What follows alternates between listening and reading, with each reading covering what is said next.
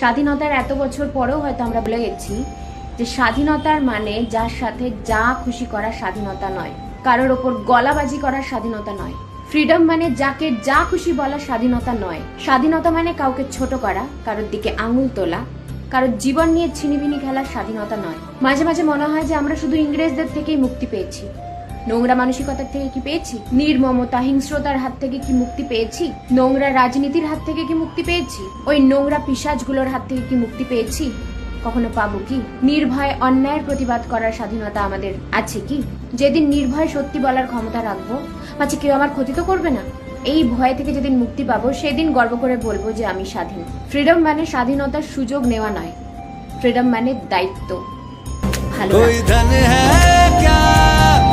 तेरी धूल से बढ़ के, तेरी धूप से रोशन, तेरी हवा पे जिंदा।